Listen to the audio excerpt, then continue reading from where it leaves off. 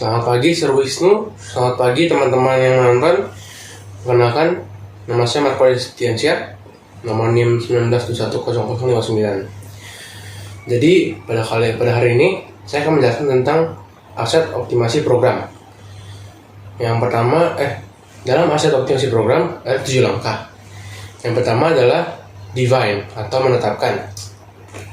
Yang kedua ada analisis atau analisa. Yang ketiga prioritas atau prioritas. Yang keempat plan atau rencana. Yang kelima do atau melakukan. Dan 6 check atau pemeriksaan. Dan yang terakhir adalah improve atau meningkatkan. Pada hari ini saya akan menjelaskan 5 langkah dari 7 langkah tersebut. Yang pertama adalah define atau menetapkan. Jadi dalam tahap ini kita harus melakukan define atau menetapkan suatu strategi untuk melakukan pemeriksaan atau perawatan aset. Kita juga bisa menetapkan suatu strategi untuk pemeliharaan aset tersebut. Contohnya seperti ada seorang bos bangunan. Dia memiliki banyak sekali kendaraan besar.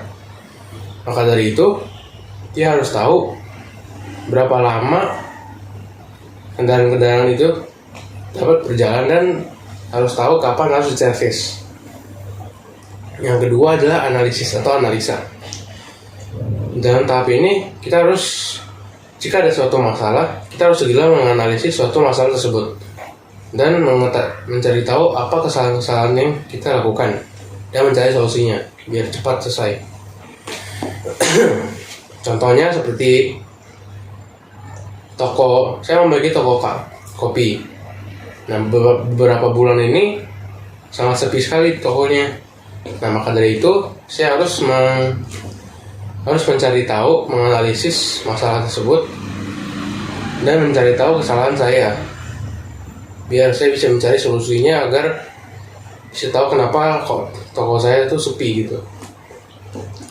Yang ketiga adalah prioritas. Nah, kita tuh harus memprioritaskan sesuatu yang penting terlebih dahulu agar cepat tercapai.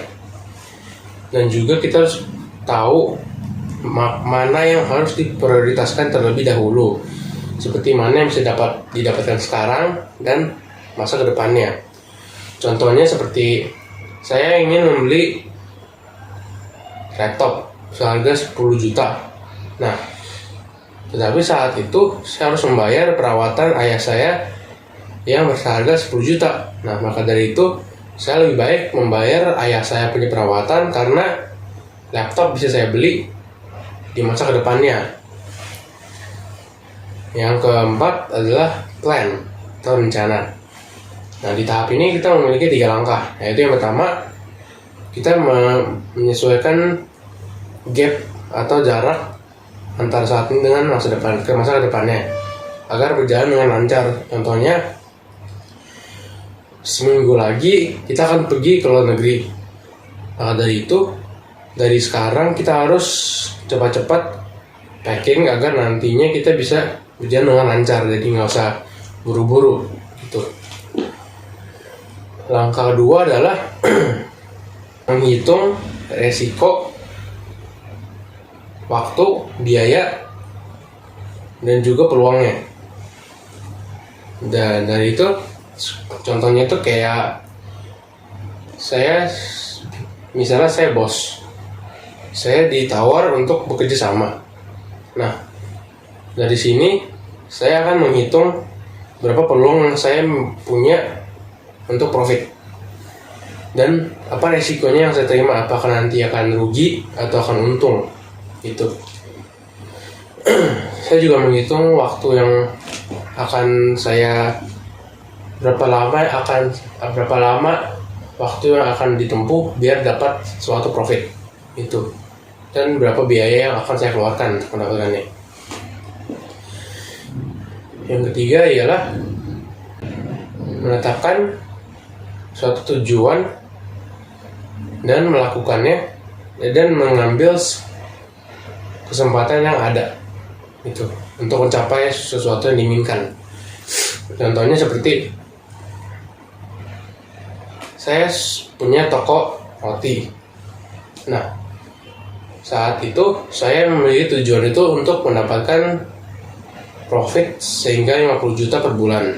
Nah, saat itu ada seorang selebgram, dia mereview makanan saya. Nah, maka dari itu saya mengambil kesempatan itu agar membuat toko roti saya biar terpublish di sosial media, biar lebih ramai toko saya gitu. Nah, yang terakhir adalah do atau melakukan. Di tahap ini kita sudah harus melakukan apa yang sudah kita rencanakan di awalnya. Seperti contoh, saya di kitchen sudah bertujuan untuk membuka new menu atau menu baru, dan juga saya akan membuat atraksi cooking di depan customer. Nah, maka dari itu saya kan sudah memplanningnya, sudah merencanakannya. Nah, karena sudah merencanakannya, saya akan melakukannya sekarang gitu. Sekian video saya hari ini. Maaf apabila ada salah perkataan di videonya, dan terima kasih sudah menonton.